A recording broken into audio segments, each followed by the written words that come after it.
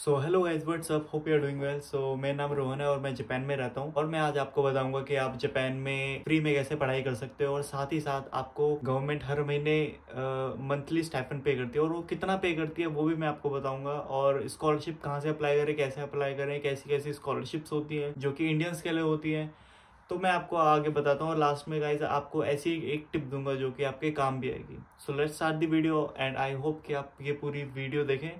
So let's start the video. So वैसे Japan आने के लिए आपको बहुत सारी स्कॉलरशिप मिलती है, बहुत सारी स्कॉलरशिप होती है और जो कि मेन स्कॉलरशिप होती है गाइस वो होती है मैक्स स्कॉलरशिप। तो मैक्स स्कॉलरशिप की एक फुल फॉर्म होती है, वो होती है कि ministry of education, culture, sports, science and technology. So ये स्कॉलरशिप गाइस जापान की एम्बेसी क्रिएट कराती है जो कि स्टूडेंट को हेल्प करती है जापान में पढ़ने के लिए और फिर वहां से जॉब लेने के लिए। सो मैं बताता हूँ कि जो स्कॉलरशिप की डेडलाइन होती है और जो एप्लीकेशन होती है और जो रिजल्ट आता है वो कब कब आता है। ठीक है, जो फॉर्म निकलते हैं जिसके निकलते हैं वो अप्रैल से मई में, जो कि अब निकल चुके होंगे। ठीक है, अब आप नेक्स्ट ईयर आप अप्लाई कर सकते हो अप्रैल टू मई में। तो उसके जो एग्जाम होते हैं, जो कि एग्जाम होता है, फिर स्क्रीनिंग होती है, फिर आपका इंटरव्यू होता है, तो वो होता है जून जुलाई के आसपास। और जो कि आपका रिजल्ट आता है वो आता है आपका अक्टूबर के आसपास, सितंबर अक्टूबर के आसपास आपका रिजल्ट आता है। और मैं आपको बताता हूँ कि जो ये एग्जाम होता है उसमें कौन कौन से सब्जेक्ट आपके होते हैं कवर। सो सब्जेक्ट बताने से पहले मैं आपको बताना चाहता हूँ कि जो उसमें एज लिमिट होती है, जो अगर आप अप्लाई करते हो मैक्स स्कॉलरशिप, वो कितनी होती है। तो जब आप फॉर्म अप्लाई करते हो तो आप 25 से कम होने चाहिए, तब आप वो एप्लीकेशन तब आपको वो स्कॉलरशिप मिल सकती है। और आपको आपकी 12th क्लियर होनी चाहिए मिनिमम 65% तक, 65 से ऊपर परसेंट आपके 12th में होनी चाहिए, तभी आप ये अप्लाई कर सकते हो स्कॉलरशिप को। और नेशनैलिटी और जो एलिजिबल कंट्रीज होती है ना, फॉर एग्जांपल यूएसए हो गई या फिर इंडिया वगैरह जो की हो गई, वो इस मैक्स स्कॉलरशिप के अंदर आनी चाहिए। सो इंडिया इसके अंदर आती है तो इंडियन जो स्टूडेंट है वो एलिजिबल है स्कॉलरशिप के लिए। और इसी के साथ साथ जो आपका एग्जाम होता है उसके अंदर गाइस आपको जैपनीज एग्जाम की प्रिपरेशन आनी चाहिए, मतलब आपको जैपनीज आनी चाहिए एग्जाम देने के लिए। जैपनीज टेस्ट भी होता है, तो उसके बिहाफ पे भी आपके स्कोर्स वगैरह लगते हैं, उसी के बिहाफ पे गाइस आपको स्कॉलरशिप मिलती है।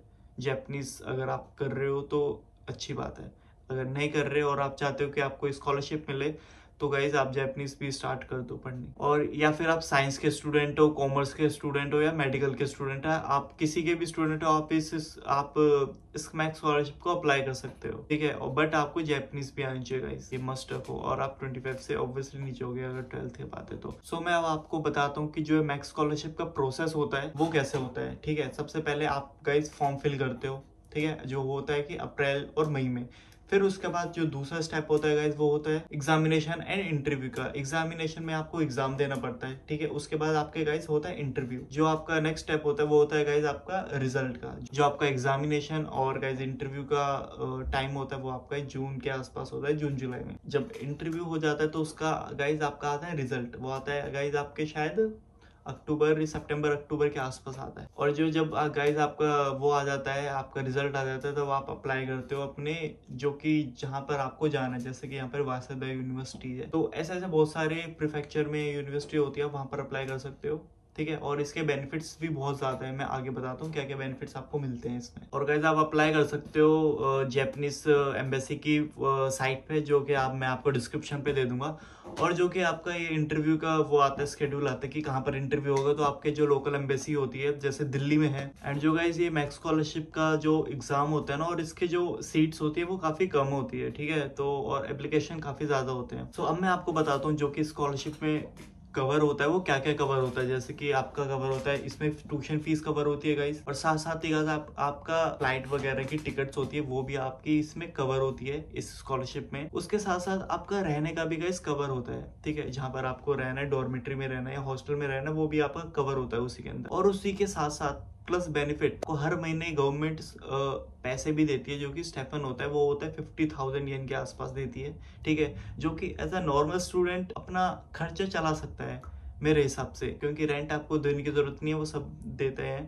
ठीक है, और इसी के साथ साथ रेंट वगैरह सब देते हैं, तो आपको बाकी खर्चा बस अपना पर्सनल एक्सपेंसिव होते हैं, जो कि 50,000 I think is enough as a student who is living in Japan. And उसके साथ साथ आपको मेडिकल का भी गाइस ये खर्चा उठाती है गवर्नमेंट। ठीक है, मेडिकल जो चेकअप वगैरह होता है उसका भी आपको पैसे देने की बिल्कुल जरूरत नहीं है, वो भी जापान की गवर्नमेंट उठाती है। और तो गाइस अब मैं आपको बताता हूँ, अगर आप ये स्कॉलरशिप नहीं लेते हो, आप नॉर्मली अप्लाई करते हो, ठीक है, बिना स्कॉलरशिप के जापान में, तो आपको कितने पैसे भरने पड़ते हैं। तो अगर आप कोई स्कॉलरशिप नहीं ले रहे हो तो गाइस 1 साल की आपको फीस भरनी पड़ती है 10 लाख येन, जो कि होती है 6 लाख इंडियन रुपीस के आसपास 1 साल की। और डिपेंड करता है फिर आपका कितने साल का कोर्स है। और फिर मंथली गाइस आपका जो रेंट वगैरह होता है वो आपका 50,000 to 80,000 रेंट चला जाता है अगर आप डॉर्मेटरी में भी रह रहे हो तो। फिर उसके बाद आपके पर्सनल एक्सपेंसेस भी होते हैं, या फिर जाना, ट्रैवलिंग करना, खाना वगैरह का सबका आपका पर्सनल एक्सपेंसिव भी होता है, जो कि महीने का गाइस आपका 2 लाख येन चला जाएगा। ये बहुत ही ज्यादा अमाउंट है। अगर आप इंडियन हो, अगर आपके पास बहुत ज्यादा पैसे हैं,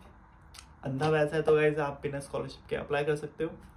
अगर आपको अपने सेविंग करने हैं इन फ्यूचर तो गाइस आप का बेस्ट ऑप्शन ये है कि स्कॉलरशिप लो और इसका डिटेल वगैरह देखो और बहुत रिसर्च करो। और एंड आई होप कि आप सब जहाँ जाना चाहते हो, जो उनसे यूनिवर्सिटी कॉलेज में जाना चाहते हो, सब उसी में जाओ। मैं नीचे साइट में डिस्क्रिप्शन डाल दूंगा, जो कि जैसे अगर 12th है उसके बाद, अगर 12th के बाद अगर ये अप्लाई कर रहा है मैक्स स्कॉलरशिप का, तो गाइस आपके वो जो सब्जेक्ट होते हैं 12th में, ठीक है, उसी के ही एग्ज़ाम होते हैं वहाँ पे भी, बट आपको जैपनीज़ वगैरह ये आनी चाहिए, ठीक है। उसी के बाद उसी के बिहाफ पे आपको आपके रिजल्ट, आपके एग्ज़ाम और इंटरव्यू वगैरह चलते हैं, ठीक है। और मैं गाइस आपको एक यही टिप देना चाहूँगा कि अगर आप फॉर एग्जांपल कि आपने प्लान करा है कि 2027 में आपको जापान जाना है, इंटरव्यू देकर कॉलेज में एडमिशन लेना है, आप 2026 में एग्ज़ाम देने लग जाओ। क्यों? क्योंकि इसमें जो प्रोसेस होता है गाइस वो 1 साल का होता है। फॉर एग्जांपल आपने पढ़ाई करी है और 2026 में आप प्लान कर रहे हो एग्ज़ाम देने का। फॉर एग्जांपल आपने अप्रैल और मई में गाइस आपने एग्ज़ाम दिया है, ठीक है, और उसके बाद जो रिजल्ट आता है वो आता है आपका जून जुलाई में, और जो रिजल्ट आता है गाइस वो आता है अगस्त और सितंबर के आसपास। फिर गाइस आपको 1 साल हो जाता है, इसमें प्रोसेस है गाइस वो 1 साल का है। तो मैं यही बोलूँगा, अगर आप फॉर एग्जांपल आप 2027 में जाना चाहते हो तो आप जो 2026 में अप्लाई वगैरह कर लो, क्योंकि थोड़े डिले वगैरह भी हो जाते हैं, थोड़ा पता नहीं होता। जैसे इसमें थोड़े डर भी होते हैं कि पता नहीं हमारा हुए या ना हुए, क्या है क्या, क्योंकि कॉलेज का जो प्रोसीजर होता है ना, सीट्स कम होती हैं और बहुत सारे एप्लीकेशन वगैरह होते हैं। तो आप ट्राई करो, ठीक है, 2-3 महीने आराम से हर यूनिवर्सिटी, हर कॉलेज में भेजो। और एंड आई होप कि आप सबका हो जाए। And best of luck to everyone जो मेरी वीडियो देख रहा है। एंड प्लीज सब्सक्राइब करना, जिससे कि मेरे को भी मोटिवेशन मिलती है वीडियो बनाने की। एंड इसी के साथ ही गाइस ये वीडियो को खत्म करते हैं। आई होप कि मेरी वीडियो से आपको थोड़ी जानकारी मिली होगी, और अगर आपको और जानकारी चाहिए वो मैं डिस्क्रिप्शन में दे दूंगा साइट्स वगैरह, जहाँ से आप ढूंढ सकते हो, देख सकते हो। और जो नेक्स्ट वीडियो होगी मैं एक अच्छे से टॉपिक पे बनाने वाला हूँ, तो आई होप कि आप सब्सक्राइब करें। एंड मैं गाइस डेली व्लॉग भी करता हूँ, जिससे कि आपको मोटिवेशन मिले जापान आने का। तो प्लीज सब्सक्राइब करें मेरे चैनल को। मिलता हूँ आपको नेक्स्ट वीडियो पे, तब तक के लिए take care, tata, bye bye. इस गोकू को भी बाय बाय बोल देते हैं, बाय।